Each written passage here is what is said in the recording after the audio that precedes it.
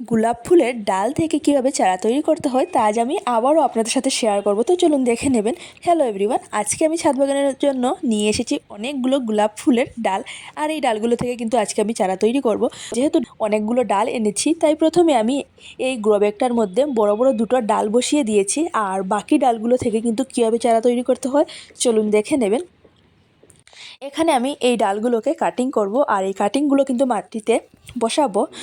তো কাটিংগুলোর মধ্যে যতগুলো পাতা আছে সবগুলো পাতা কিন্তু কেটে ফেলে দিতে হবে। পাতা থাকলে কিন্তু শিকড়টা হতে সময় লাগবে, আর শিকড় নাও হতে পারে, তাই পাতাগুলো কিন্তু কেটে ফেলে দেওয়াটা ভালো। আর যে কোনো গাছের ডাল থেকে চারা তৈরি করতে শুধুমাত্র ডালটাই বসাতে হয়, তো পাতা না থাকলে ভালো হয়। তো এই দেখুন, আমি কিন্তু কচি পাতা যেগুলো আছে সেগুলো আছে, আর বাকি সব বড় পাতাগুলো কিন্তু কেটে ফেলে দিয়েছি।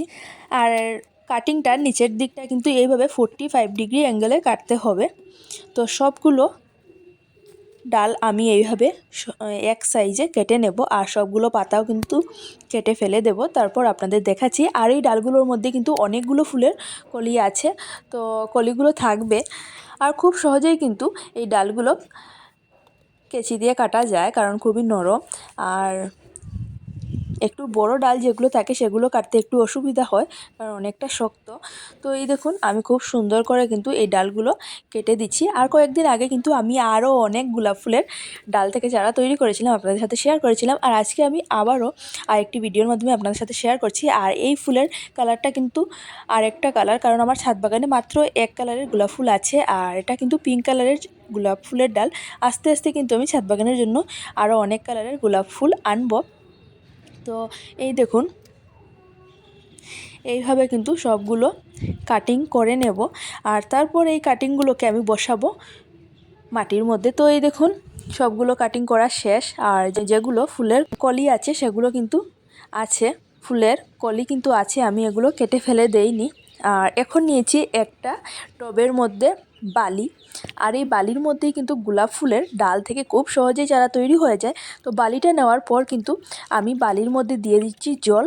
আর জলটা এমনভাবে দিতে হবে যাতে সবগুলো বালি ভিজে যায়। আর টবের নিচের দিকটা কিন্তু অবশ্যই ফুটো করতে হবে, যাতে যেগুলো বেশি জল থাকবে সেই জলগুলো নিচের দিকে চলে যাবে। তো এই দেখুন, আমি জলটা দিয়ে দিয়েছি, আর এখন বালিটা কিন্তু সেট হয়ে গেছে। আর এখন আমি এই সবগুলো কাটিং কিন্তু এইভাবে তিরচা করে করে বসিয়ে দেব। তো সোজা করে বসালে হবে না, একটু তিরচা করে বসাতে হবে।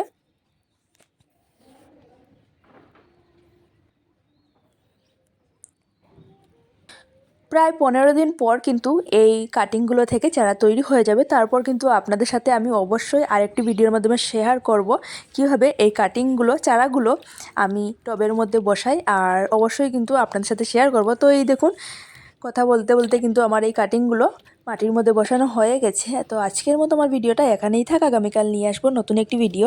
আর আজকের আমার এই ভিডিওটা যদি আপনাদের ভালো লাগে তাহলে আমার পাশে থাকবেন আর আমার চ্যানেলটি সাবস্ক্রাইব করবেন।